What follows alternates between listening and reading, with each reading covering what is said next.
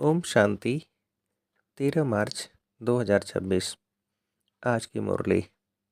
मीठे बच्चे, तुम्हें श्रीमत पर तत्वों सहित सारी दुनिया को पावन बनाने की सेवा करनी है। सबको सुख और शांति का रास्ता बताना है।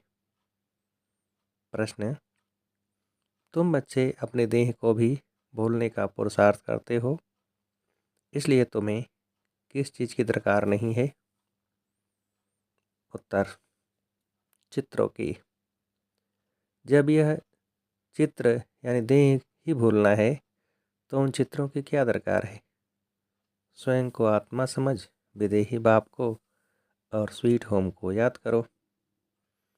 यह चित्र तो हैं छोटे बच्चों के लिए, अर्थात नयों के लिए। तुम्हें तो याद में रहना है और सबको याद कराना है। धंधा आदि करते सतो प्रधान बनने के लिए याद में ही रहने का अभ्यास करो। गीत तकदीर जगा कर आई हूँ। ओम शांति। मीठे मीठे बच्चों ने ये अक्षर सुने और फौरन खुशी में रोमांच खड़े हो गए होंगे। बच्चे जानते हैं यहाँ आए हैं अपने सौभाग्य स्वर्ग की तकदीर लेने। ऐसे और कहीं भी नहीं कहेंगे। तुम जानते हो हम बाप से स्वर्ग का वर्षा ले रहे हैं, अर्थात स्वर्ग बनाने का पुरुषार्थ कर रहे हैं। सिर्फ स्वर्गवासी बनने का ही नहीं, परंतु स्वर्ग में ऊंच से ऊंच पद पाने का पुरुषार्थ कर रहे हैं। स्वर्ग का साक्षात्कार कराने वाला बाप हमको पढ़ा रहा है। यह भी बच्चों को नशा चढ़ना चाहिए। भक्ति अब खत्म होनी है। कहा जाता है भगवान भक्तों का उद्धार करने आते हैं, क्योंकि रावण की जंजीरों में फंसे हुए हैं। अनेक मनुष्यों की अनेक मतें हैं। तुम तो जान गए हो सृष्टि का चक्र यह अनादि खेल बना हुआ है। ये भी भारतवासी समझते हैं। बरोबर हम प्राचीन नई दुनिया के वासी थे, अब पुरानी दुनिया के वासी बने हैं। बाप ने स्वर्ग नई दुनिया बनाई, रावण ने फिर नरक बनाया है। बाप दादा की मत पर तुम अब अपने लिए नई दुनिया बना रहे हो, नई दुनिया के लिए पढ़ रहे हो। कौन पढ़ाते हैं? ज्ञान का सागर पतित पावन, जिसकी महिमा है एक के सिवाय और किसकी महिमा नहीं गाई जाती है। वही पतित पावन है। हम सब पतित हैं। पावन दुनिया की याद कोई को नहीं है। अबे तुम जानते हो बरोबर 5000 वर्ष पहले पावन दुनिया थी। यह भारत ही था। बाकी सब धर्म शांति में थे। हम भारतवासी सुखधाम में थे। मनुष्य शांति चाहते हैं, परंतु यहाँ तो कोई शांत रह न सके। यह कोई शांति धाम नहीं है।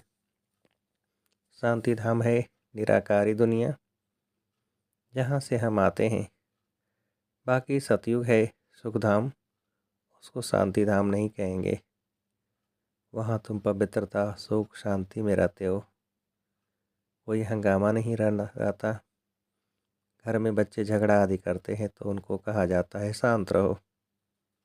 तो बाप कहते हैं तुम आत्माएं उस शांति देश की थी, अब झगड़ालू देश में आकर बैठे हो। यह बात तुम्हारी बुद्धि में है। तुम बाप द्वारा फिर से ऊंच से ऊंच पद पाने का पुरुषार्थ कर रहे हो। यह स्कूल कोई कम थोड़ा ही है, गॉड फादर की यूनिवर्सिटी है।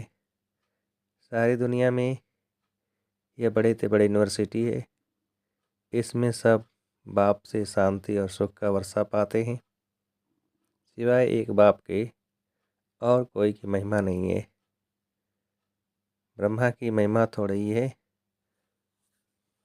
बाप ही इस समय आकर वर्षा देते हैं। फिर तो सुख ही सुख है। सुख शांति देने वाला एक बाप है, उनकी ही महिमा है। सतयुग त्रेता में कोई की महिमा होती नहीं। वहाँ तो राजधानी चलती रहती है। तुम वर्षा पा लेते हो, बाकी सब शांति धाम में रहते हैं। महिमा कोई की नहीं। वेल क्राइस्ट धर्म स्थापन करते हैं सो तो करना ही है। धर्म स्थापन करते हैं फिर भी नीचे उतरते जाते हैं। महिमा क्या हुई?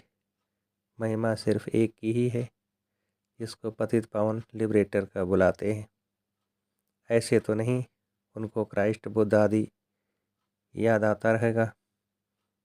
याद फिर भी एक को करते हैं, ओ गॉड फादर। सतयुग में तो किसकी महिमा होती नहीं, पीछे अधर्म शुरू होता है तो बाप की महिमा गाते हैं और भक्ति शुरू होती है। ड्रामा कैसे बना हुआ है, कैसे चक्र फिरता है, तो जो बाप के बच्चे बने हैं वही जानते हैं। बाप है रचता, नई सृष्टि रचते हैं स्वर्ग, परंतु सब तो स्वर्ग में नहीं आ सकते। ड्रामा के राज को भी समझना है। बाप से सुख का वर्षा मिलता है। इस समय सब दुखी हैं, सबको वापस जाना है, फिर आएंगे सुख में। तुम बच्चों को बहुत अच्छा पाठ मिला हुआ है। जिस बाप की इतनी महिमा है वह अब आकर सम्मुख बैठे हुए हैं और बच्चों को समझाते हैं।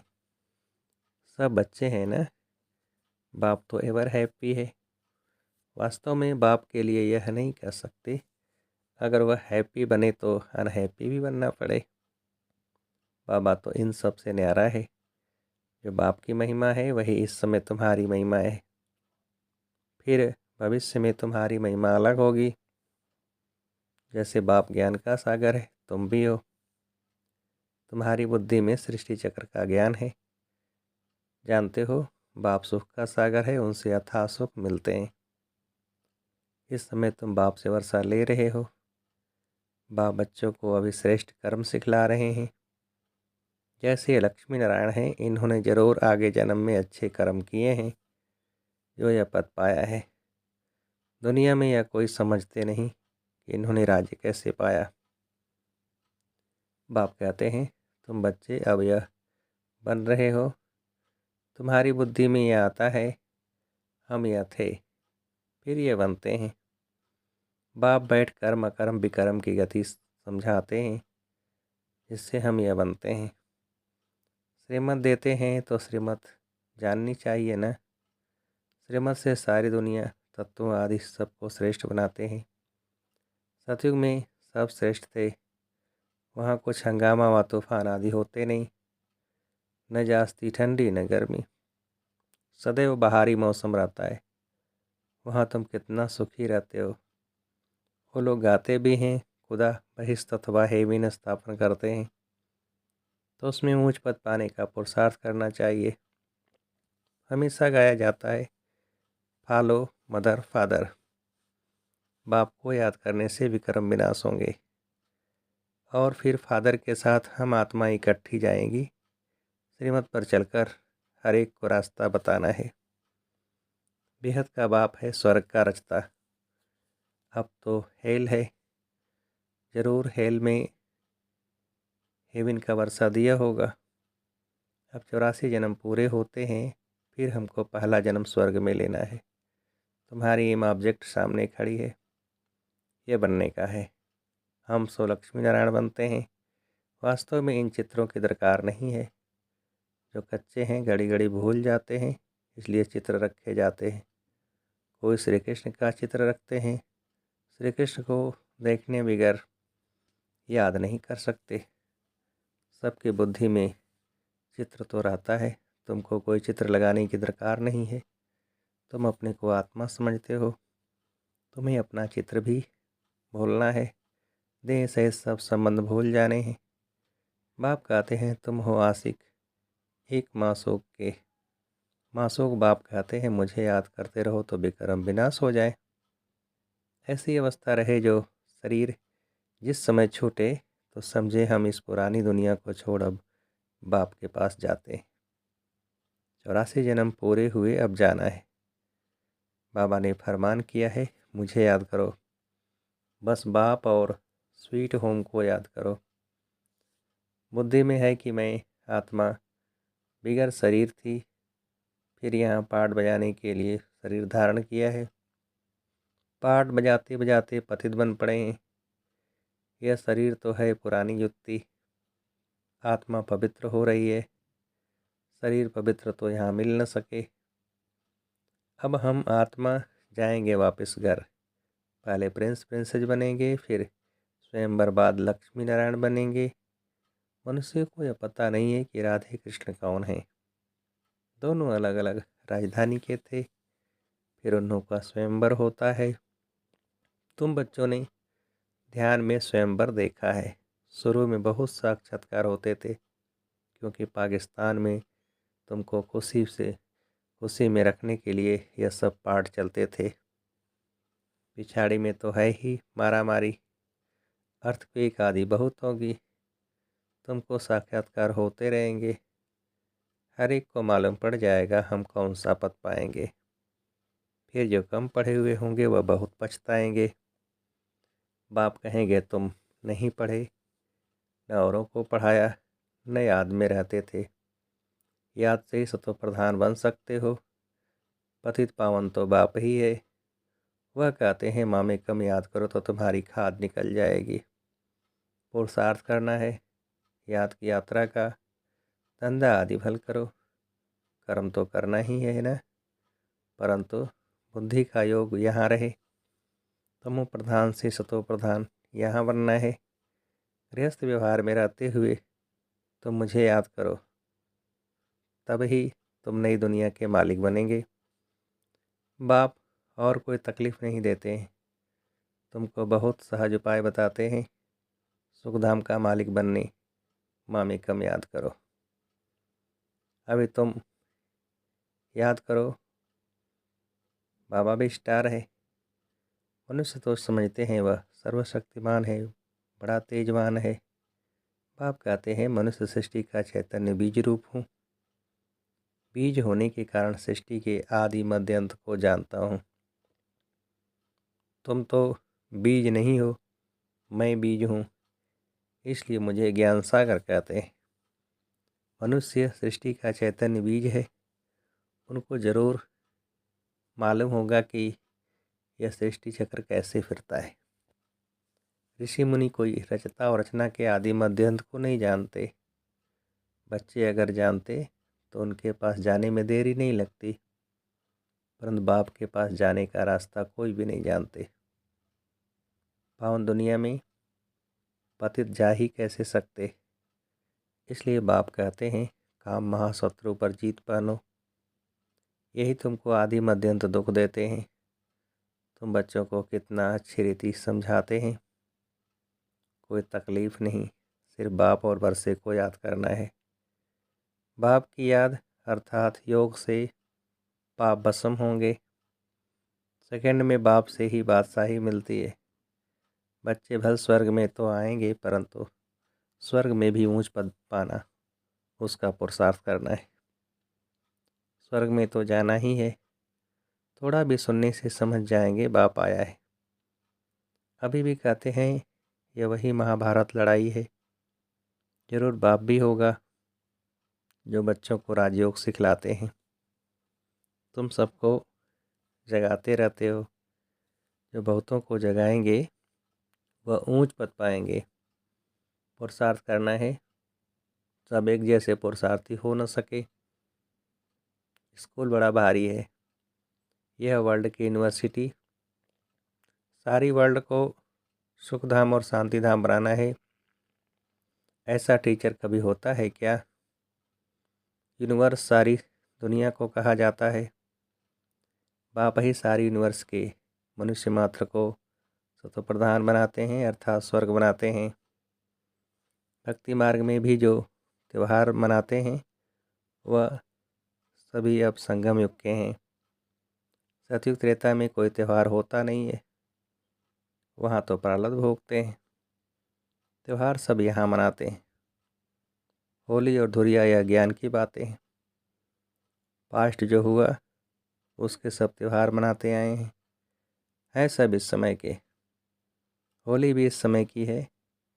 इस 100 वर्ष के अंदर सब काम हो जाता है।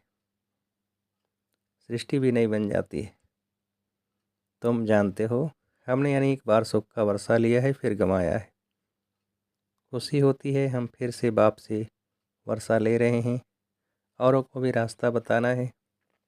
ड्रामा अनुसार स्वर्ग की स्थापना होनी है ज़रूर। जैसे दिन के बाद रात, रात के बाद दिन होता है, वैसे कलयुग के बाद सतयुग होना है ज़रूर। मीठे मीठे बच्चों की बुद्धि में खुशी का नगाड़ा बजना चाहिए। अब समय पूरा होता है, हम जाते हैं शांति धाम। यह अंतिम जन्म है। कर्म भोग की भोगना भी खुशी में हल्की हो जाती है। कुछ भोगना से, कुछ योग बल से हिसाब किताब चुकता होना है। बाप बच्चों को धैर्य देते हैं, तुम्हारे सदा सुख के दिन आ रहे हैं। धंधा आदि भी करना है, शरीर निर्वाह पैसे तो चाहिए ना। बाबा ने समझाया है, धंधे वाले लोग धर्माऊ निकालते हैं, समझते हैं जास्ती धन इकट्ठा होगा तो बहुत दान करेंगे। यहाँ भी बाप समझाते हैं, कोई 2 पैसा भी देते हैं तो उनको रिटर्न में 21 जन्मों के लिए बहुत मिल जाता है।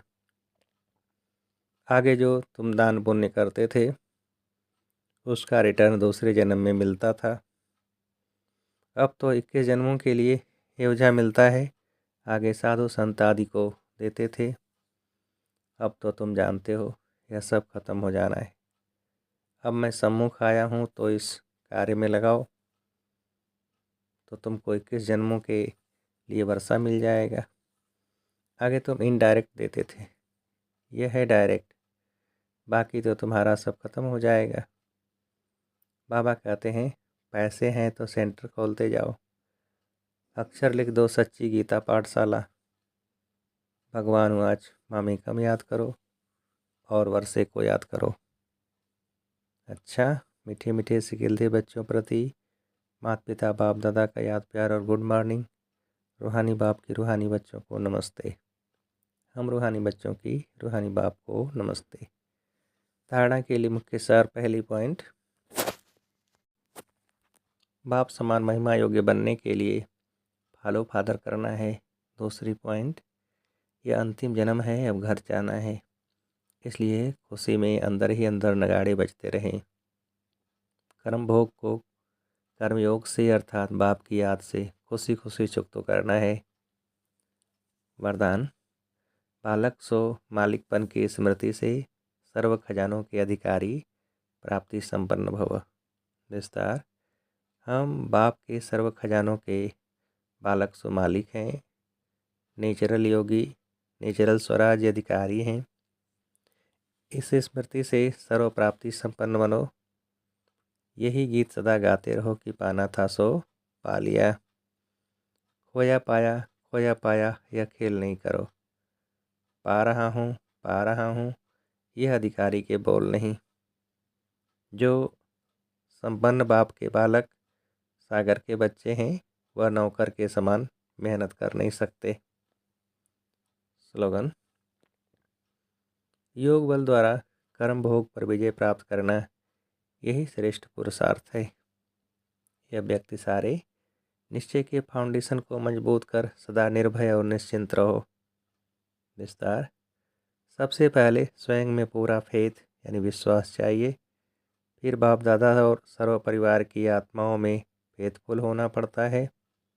जितना फेथफुल बनकर निश्चय बुद्धि होकर कोई कर्तव्य करेंगे तो फेथफुल होने से सक्सेसफुल हो ही जाएंगे। फेथफुल होने से हर कर्तव्य, हर संकल्प, हर बोल पावरफुल होगा। अच्छा, ओम शांति।